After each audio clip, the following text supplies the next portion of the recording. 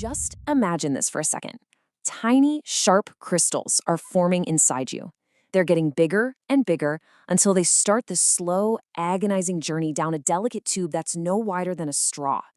Now, this isn't some sci-fi movie. It's the reality for about 1 in 10 people who will feel the unbelievable pain of a kidney stone. So today, we are going to follow the entire journey of a kidney stone, from how it quietly forms to its very loud departure, and most importantly, how you can stop it from ever coming back. We're going to cover what they are, why they even form, what's behind that infamous pain, a real prevention plan you can actually use, and finally, how doctors deal with the ones that just refuse to leave. All right, before we get into the pain or how to prevent it, we have to understand the culprit itself. So what exactly is this little thing that's causing so much chaos? To put it simply, kidney stones are basically hard little pebbles made from minerals and salts that are already in your urine. Think of your kidneys as your body's master filter. Normally, all this waste just dissolves in liquid and gets flushed out, no problem. But when your urine gets too concentrated, too much waste and not enough water, these minerals can start to crystallize and clump together. And that's when you get a stone. And if you've never had one, I guarantee you know someone who has. They are super common, affecting about 1 in 10 people.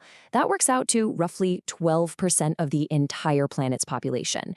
And get this, once you've had one, your risk of getting another one in the next 10 years skyrockets by 50% if you don't do something to prevent it. Well, it turns out not all stones are created equal. Knowing which type you have is absolutely critical because it tells doctors why it formed and how to create a prevention plan just for you. As you can see, the huge majority, we're talking 80%, are calcium-based.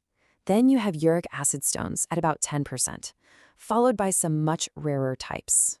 So let's zoom in on the #1 offender, the calcium oxalate stone. This is the most common one by a long shot. It happens when calcium in your urine decides to team up with oxalate, which is a natural substance found in a lot of healthy foods, things like spinach, nuts, and even chocolate. Next up, we've got uric acid stones.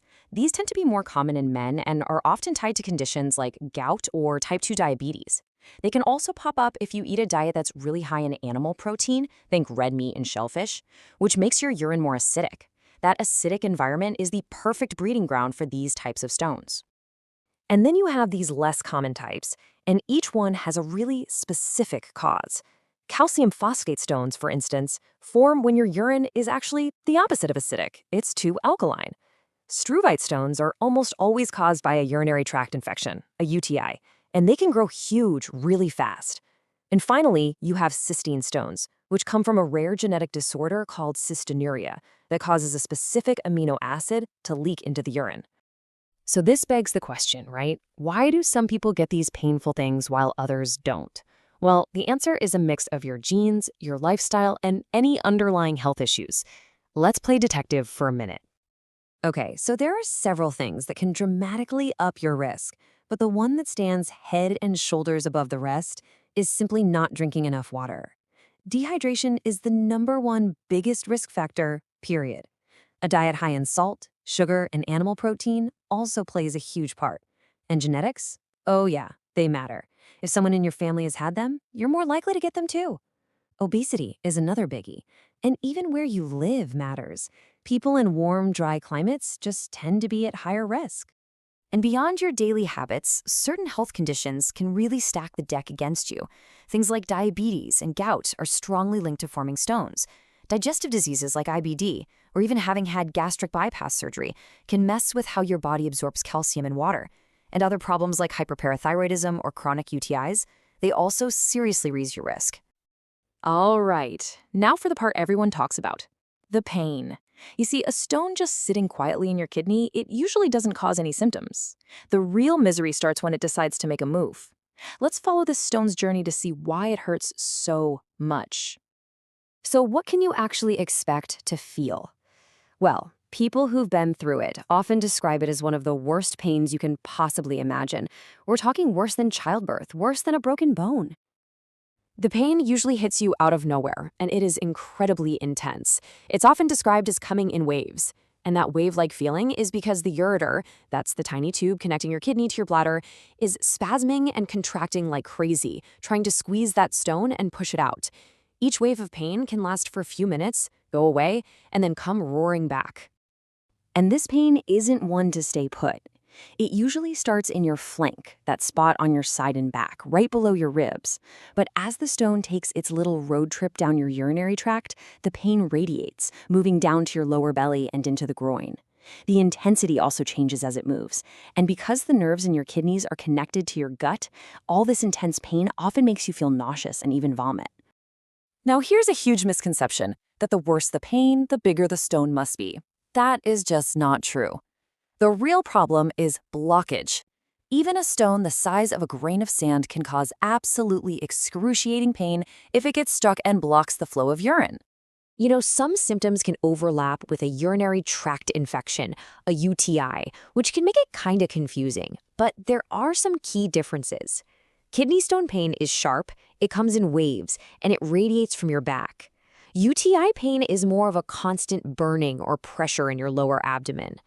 A stone is also way more likely to cause visible blood in your urine, while a UTI often just makes it cloudy and smelly. Now, while a lot of small stones can be handled at home with some pain meds and a ton of water, there are some definite red flags, sometimes that mean you need to get medical help right away. If you experience any of these, it's time to see a doctor, period. Pain so bad you can't sit still or find any comfortable position, that's a major warning. If that pain comes with nausea and vomiting, or especially a fever and chills, that could mean you have a serious infection. You need to get to an ER. Seeing blood in your urine or not being able to pee at all are also signs that you need urgent help. All right, enough of the doom and gloom. Let's get to the most empowering part of this whole thing, how you can take control and stop these things from ever forming in the first place. The number one undisputed golden rule of prevention is hydration. Your goal should be to drink enough, and water is best, to produce at least 2 to 3 liters of urine every single day. The easiest way to check? Just look at the color. It should be clear or a really pale yellow. If it's dark, you are not drinking enough. This one simple thing can slash your risk of getting another stone by more than 50%. And what you add to that water can make a huge difference. Here is a fantastic pro tip from Dr. Brian Eisner, an expert at Harvard. He says that just a half cup of lemon juice concentrate, or, the juice from 2 lemons, mixed into your daily water can give your body's natural stone-fighting powers a major boost. So how does this lemon trick actually work? It's all because of a little something called citrate. Lemons are loaded with citric acid, and your body turns that into citrate in your urine. And citrate is like a powerful, natural bodyguard for calcium. It literally binds to it and stops it from hooking up with oxalate to form those painful crystals. Okay, now for a paradox that trips a lot of people up. Since most stones are made of calcium, you'd think you should avoid it, right? Wrong. The opposite is true. You actually need enough calcium in your diet, about 1,000 milligrams a day. See, when you eat calcium-rich foods, that calcium binds with oxalate in your gut, which stops the oxalate from ever even reaching your kidneys. The real bad guy here is salt. A high-sodium diet makes your kidneys dump more calcium into your urine, and that raises your stone risk.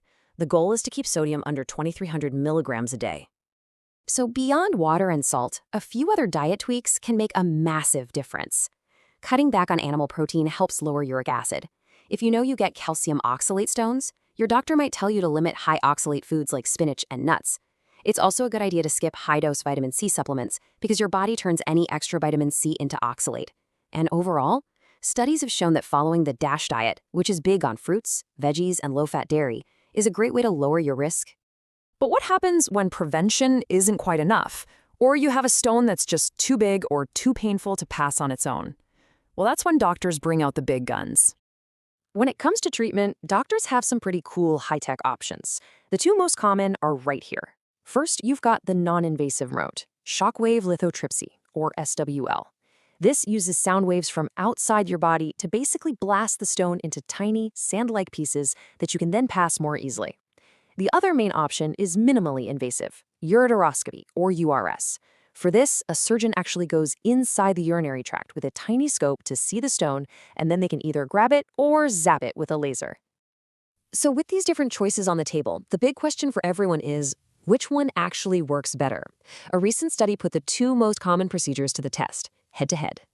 This study looked at the stone-free rate, which is just the percentage of patients who had 0 stone fragments left 3 months later. And the results? They were pretty dramatic. The ureteroscopy, the URS, had a 97.1% success rate. The shockwave lithotripsy, SWL, was way lower at just 71.4%. And no surprise, how happy patients were with their treatment pretty much mirrored those success rates. 97.1% of the ureteroscopy patients were satisfied, compared to just under 79% for those who got the shockwave lithotripsy.